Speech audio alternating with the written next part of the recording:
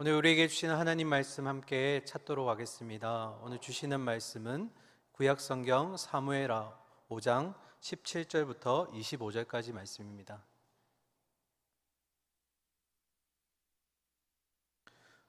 구약성경 469면과 70면에 있습니다. 사무엘하 5장 17절부터 마지막 절인 25절까지 우리 함께 보도록 하겠습니다. 17절부터 교독하겠습니다. 이스라엘이 다윗에게 기름을 부어 이스라엘 왕으로 삼았다함을 블레셋 사람들이 듣고 블레셋 사람들이 다윗을 찾으러 다 올라오매 다윗이 듣고 요새로 나가니라. 블레셋 사람들이 이미 이르러 르바임 골짜기에 가득한지라. 다윗이 여호와께 여쭈어 이르되 내가 블레셋 사람에게로 올라가리이까 여호와께서 그들을 내 손에 넘기시겠나이까 하니 여호와께서 다윗에게 말씀하시되 올라가라 내가 반드시 블레셋 사람을 내 손에 넘기리라 하신지라.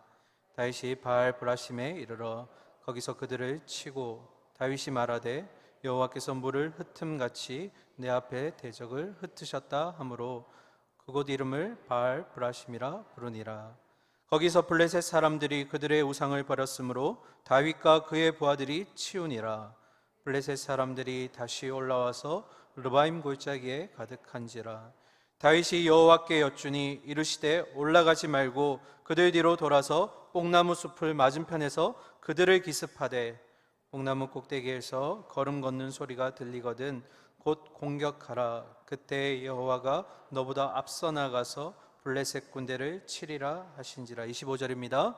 이에 다윗이 여호와의 명령대로 행하여 블레셋 사람을 쳐서 게바에서 겟셀까지 이르니라. 아멘. 할렐루야. 뜨거운 하루였는데 잘 보내셨습니까? 제가 너무 어려운 문제를 여러분에게 풀도록 화면에 보여드리도록 하겠습니다. 이 문제 푸실 수 있는지 한번 보시기 바랍니다. 한번 띄워주실까요? 네.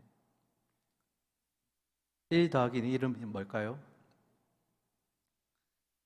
너무 어렵게 생각하시는 것 같아요. 네. 1 더하기 1은 산수대로 하면 2죠.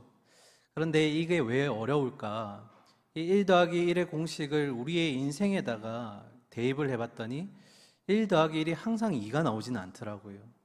때로는 2, 3이 나올 때도 있고 또 때로는 마이너스 3, 마이너스 4가 나올 때도 있습니다.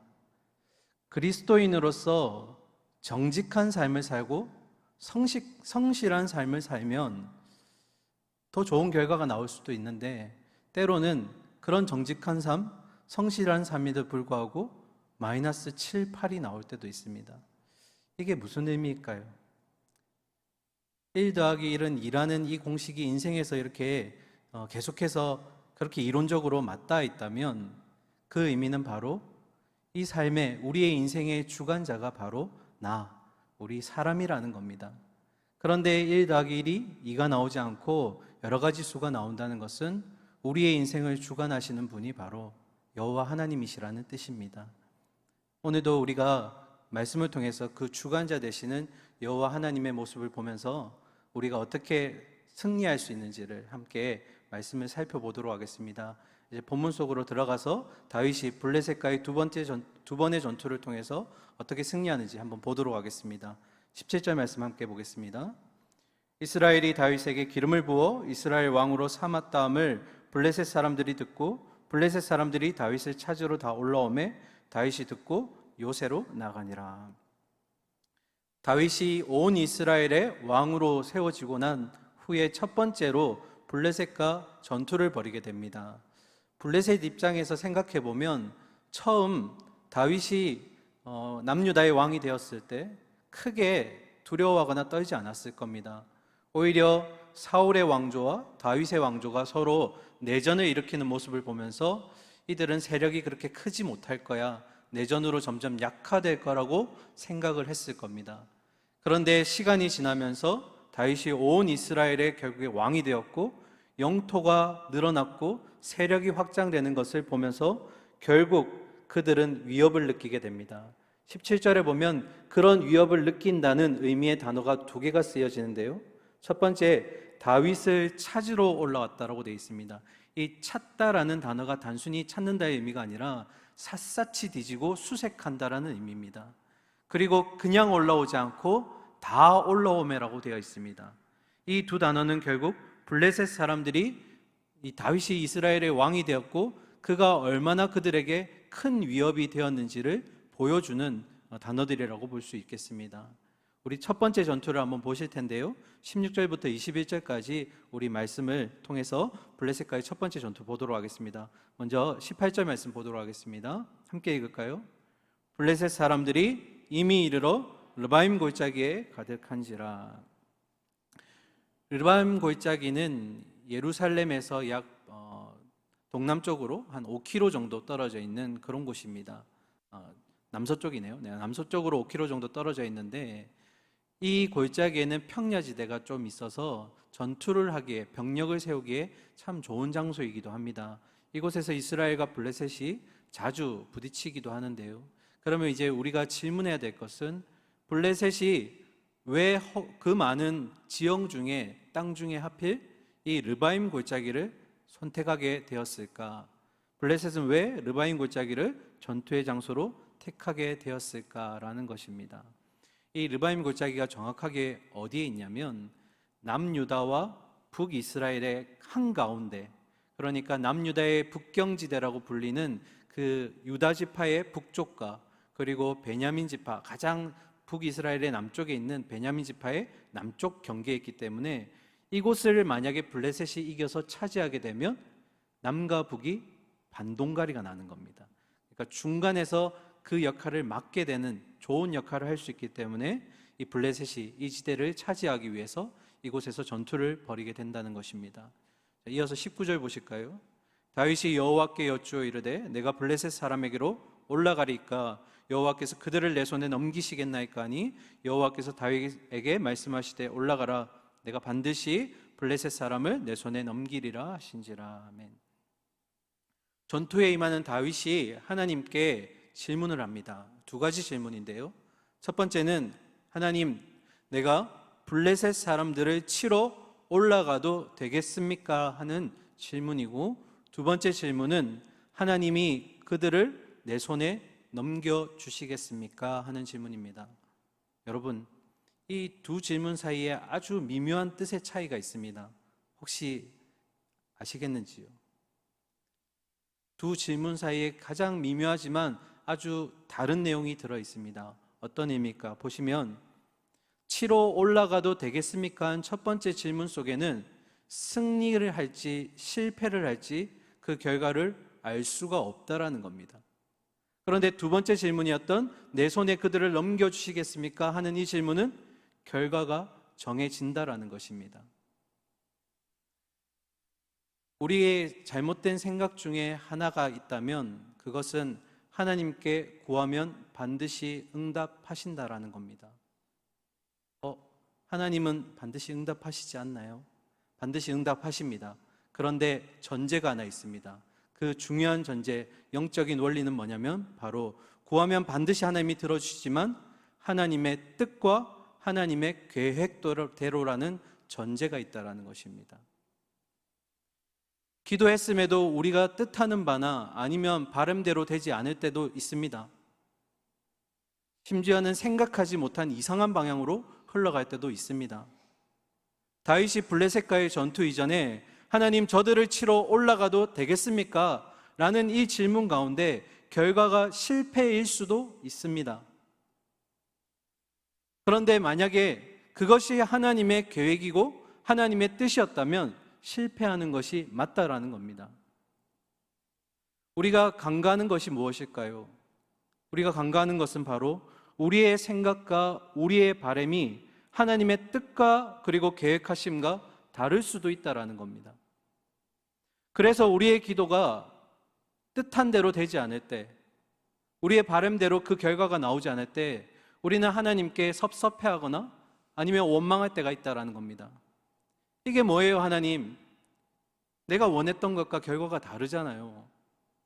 내가 그렇게 간절히 기도하고 구했는데 왜 내가 실패한 겁니까?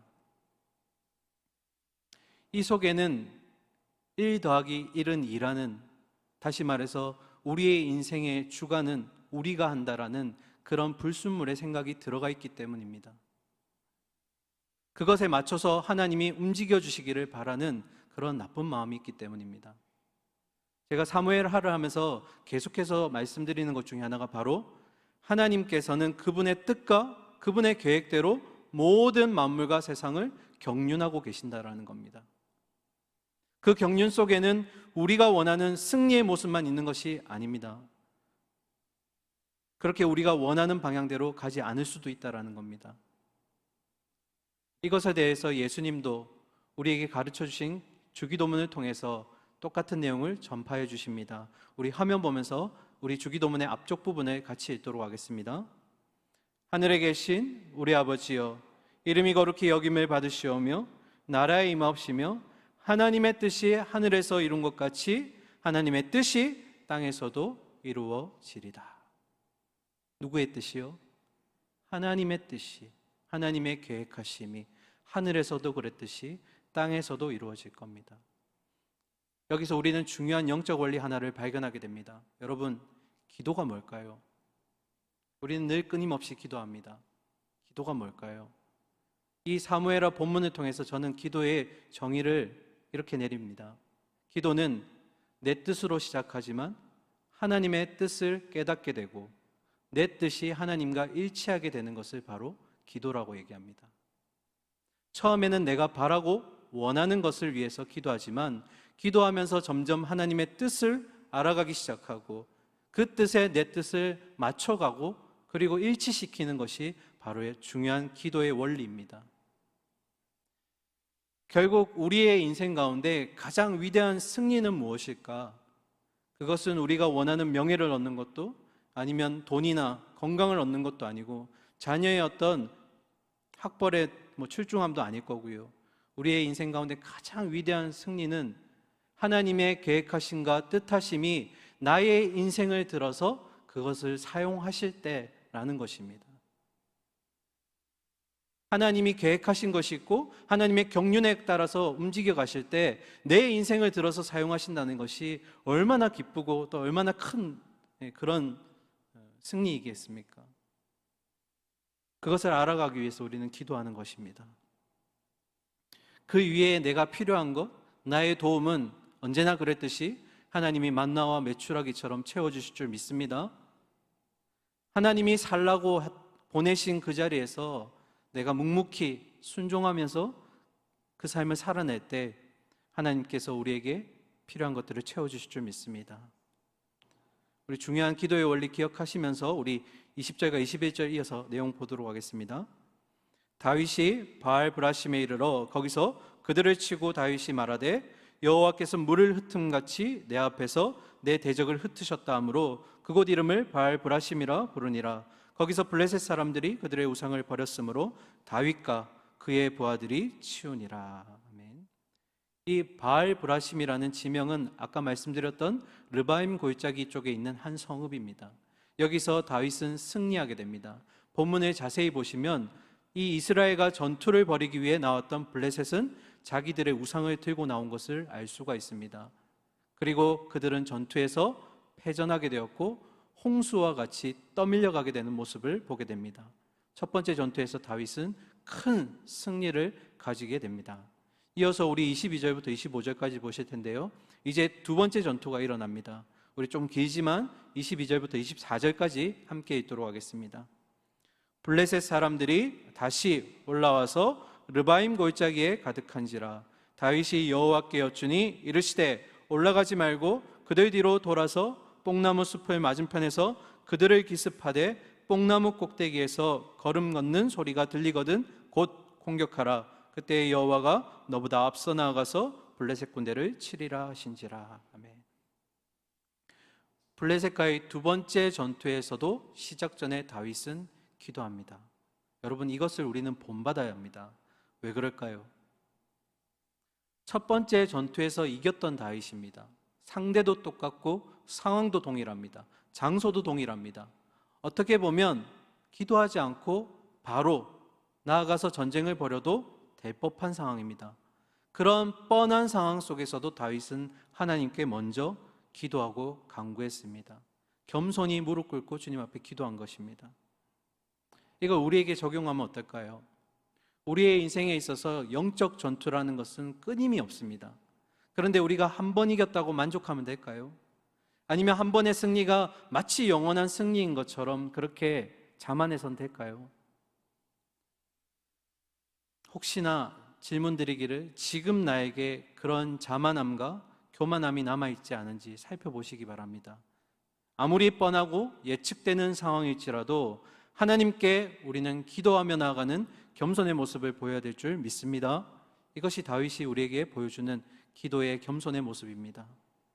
그런데 이 다윗의 기도에 다윗이 하나님이 응답하시는데요. 그런데 첫 번째 전투와 다른 응답을 보여주십니다. 똑같은 상황이었고 똑같은 대적이었고 장소이지만 하나님의 두 번째 대답은 달랐습니다.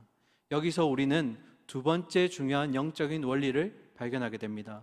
그것은 무엇이냐면 하나님은 일률적이거나 획일적인 분이 아니시라는 겁니다. 다시 말하면 하나님의 응답하심과 그리고 하나님의 일하시는 방법은 다양하다는 것이고 그것을 우리는 인정할 줄 알아야 한다는 것입니다.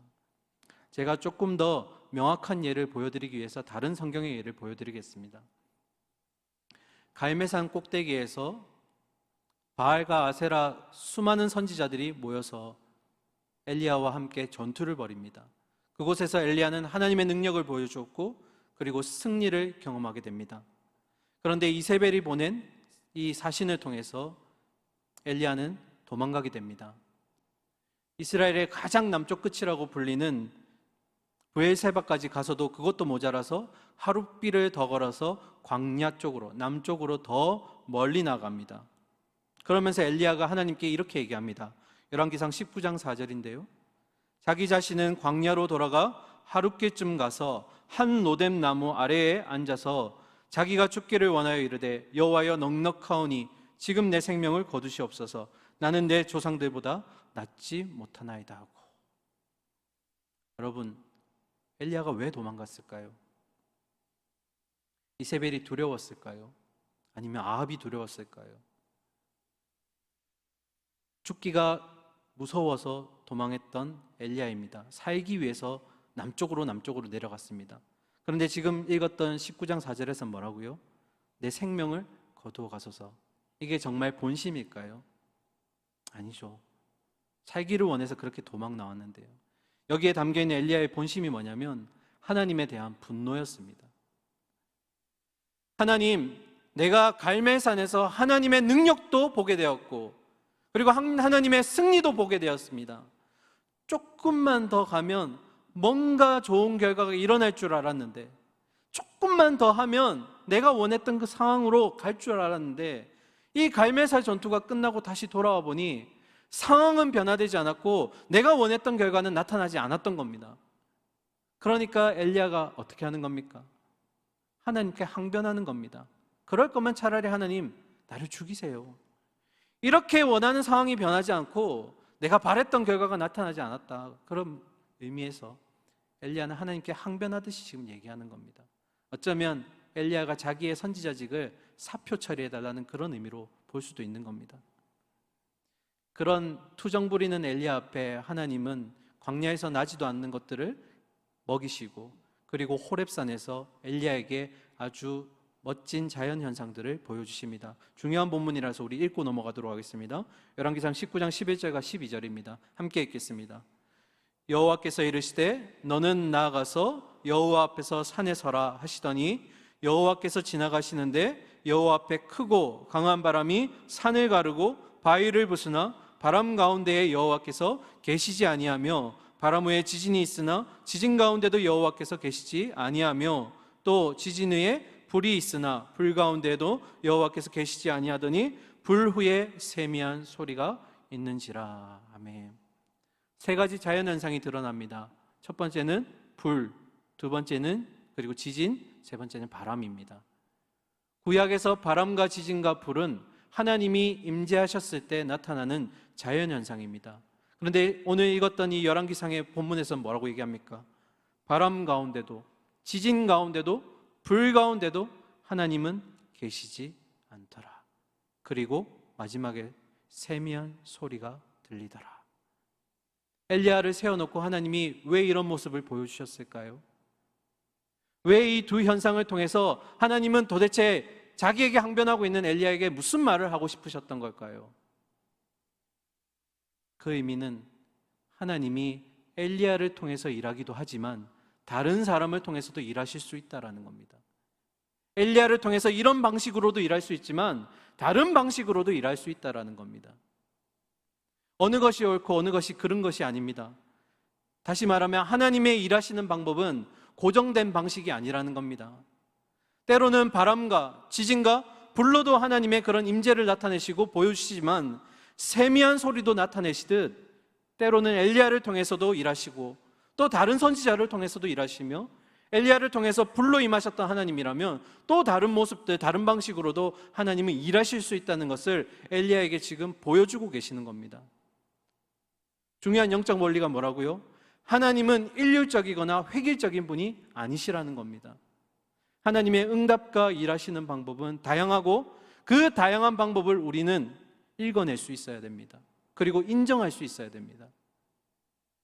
우리가 원하는 대로 하나님이 일하시기만 한다면 그게 우리의 인생의 주관자가 1 더하기 1이라는 우리의 주인된 모습밖에 없다라는 겁니다. 그러면서 하나님은 우리에게 끼워 맞추려고 하는 거죠. 하나님은 시간과 공간을 초월하는 자유로우신 분이십니다. 그분의 일하심은 우리가 상상할 수가 없습니다. 그것을 인정하시기를 바랍니다. 본문으로 돌아와서 마지막 25절 읽겠습니다. 이에 다윗이 여호와의 명령대로 행하여 블레셋 사람을 쳐서 게바에서 겟셀까지 이르니라. 게바는 예루살렘 북동쪽에 있는 도시고요, 겟셀은 블레셋과 가장 인접한 도시입니다. 이곳까지 이제 다윗이 치고 올라갔다라는 겁니다. 이 다윗이 블레셋과의 전투, 사무엘하 5장에 기록된 두 번의 전투는 굉장히 중요한 전투입니다. 왜 그럴까? 제가 사무엘서를 소개할 때 이런 소개해드린 적이 있습니다. 사무엘 상하는 2권이 아니라 1권이다. 기억하시죠? 사무엘상 4장에 보면 처음으로 이스라엘이 블레셋과 똑같이 2번의 전투를 벌이는 장면이 등장합니다. 그런데 첫 번째 전투에서 지게 됩니다. 이 전투에서 지게 되니까 이스라엘의 장로들이 다 모입니다. 왜 우리가 졌을까? 왜 하나님을 알지 못하는 이방 족속에게 지게 되었을까? 우리에게 하나님의 상징인, 승리의 상징인 여호와의 법궤가 없어서 그래. 그래서 어떻게 하나요? 실로에 있던 여호와의 법궤를 전장터까지 가지고 오게 됩니다. 전장터에 탁 궤가 등장하게 되니까 너나 할 것 없이 이스라엘 백성들이 땅이 울릴 정도로 환호성을 질렀다고 합니다. 그 환호성이 얼마나 컸으면 블레셋 백성들이 저쪽에 언약궤가 들어왔나 봐 하고 알 정도였다라고 합니다. 그 말씀, 그 본문을 우리가 사무엘상 4장 5절부터 7절까지 말씀으로 확인하도록 하겠습니다. 여호와의 언약궤가 진영에 들어올 때에 온 이스라엘이 큰 소리로 외치매 땅이 울린지라. 블레셋 사람이 그 외치는 소리를 듣고 이르되 히브리 진영에서 큰 소리 외침은 어찌 됨이냐 하다가 여호와의 궤가 진영에 들어올 줄을 깨달은지라. 블레셋 사람이 두려워하여 이르되 신이 진영에 이르렀다 하고 또 이르되 우리에게 화로다. 전날에는 이런 일이 없었도다. 그러면 하나님의 궤도 이제 왔고 이스라엘의 그 군기와 이 함성 소리는 거의 하늘에 달았고, 그럼 이 두 번째 전투에서는 승리했을까요? 말씀으로 확인하겠습니다. 4장 10절과 11절입니다. 블레셋 사람들이 쳤더니 이스라엘이 패하여 각기 장막으로 도망하였고 살육이 심히 커서 이스라엘 보병이 엎드린 자가 3만 명이었으며 하나님의 궤는 빼앗겼고 엘리의 두 아들 홈니와 비느하스는 죽임을 당하였더라. 승리요? 아니요. 승리는커녕 3만 명의 대군을 잃게 됩니다. 그리고 제사장이었던 홈니와 비느하스도 그 자리에서 즉시 죽게 됩니다. 그리고 가장 안타까운 건 하나님의 임재의 상징인 언약궤를 이방 족속에게 빼앗겨 버립니다. 이 소식을 멀리에서 들은 홈니와 비느하스의 아버지였던 엘리 대제사장은 의자가 뒤집어지면서 목이 꺾여 죽게 됩니다. 그 후에 블레셋은 이스라엘을 끊임없이 조롱합니다. 쉴 새 없이 조롱합니다. 그런데 이 조롱과 끊임없는 이 조롱거리가 됐던 이스라엘이 언제 이 조롱에서 벗어날 수 있게 되었냐? 바로 오늘 본문이었던 사무엘하 5장에서 두 번의 블레셋과의 전투에서 승리하게 되고, 다윗의 이 승리가 블레셋을 더 이상 이스라엘의 조롱의 상대가 되지 못하겠다라는 겁니다. 나중에 찾아보시면 알겠지만 이 싸움 이후로 블레셋은 이름만 등장할 정도로 블레셋의 존재가 사라지게 됩니다. 그리고 심지어 솔로몬 시대 때는 블레셋이 이스라엘의 조공을 바치게 되는 그런 미미한 역할을 하게 됩니다. 하나님이 자신의 백성에게 모욕을 주었던 블레셋을 다윗을 통해서 이 싸움을 통해 완전히 회복시켰다라는 것입니다. 마지막 이제 결론 맺겠습니다. 오늘 중요한 영적 원리 두 가지를 함께 나누었는데요. 다윗이 이 전투에서 승리할 수 있었던 비결은 무엇이었을까? 첫 번째로 다윗은 어떠한 상황에서도 어떠한 순간에서도 가장 먼저 기도했다라는 겁니다. 그러나 우리가 더 기억해야 될 것은 기도만 하면 되는 것이 아니라 뭐라고요? 그 기도 안에 하나님의 뜻과 계획이 있다라는 것입니다. 그 기도는 내 뜻대로가 아니라 하나님의 뜻과 계획이 있어야 하고, 그것이 내 삶을 통해서, 내 기도를 통해서 응답이 되어져야 한다는 것입니다. 이것을 우리는 다른 말로 기도의 정당성이라고 얘기합니다. 내 기도가 하나님이 들으셨을 때, 정당함이 있을 때, 하나님이 원하시는 그 뜻과 일치할 때 하나님은 반드시 응답하신다라는 겁니다. 그래서 기도의 중요한 정의 뭐라고요? 기도는 내 뜻으로 시작하지만 기도는 하나님의 뜻을 깨닫는 것이며, 동시에 내 뜻과 하나님의 뜻이 일치하게 되는 것, 그것이 바로 기도라는 것입니다. 그리고 두 번째로 다윗의 승리의 비결이자 우리의 중요한 알아야 될 영적 원리는 바로 하나님의 응답하심과 일하시는 방법은 다양하다는 것, 그것을 기억하면서 나의 생각과 나의 경험 안에 하나님을 가두어서는 안 된다라는 것입니다. 하나님은 자유로우신 분이십니다. 하나님의 일을 하는, 우리가 하나님의 일을 하면서도 때로는 하나님보다 앞서갈 때가 많습니다. 사랑하는 우리 수요 예배 성도님들, 하나님의 뜻과 계획하심이 분명히 있습니다. 그분의 뜻과 계획대로 경륜해 가시는 줄 믿습니다.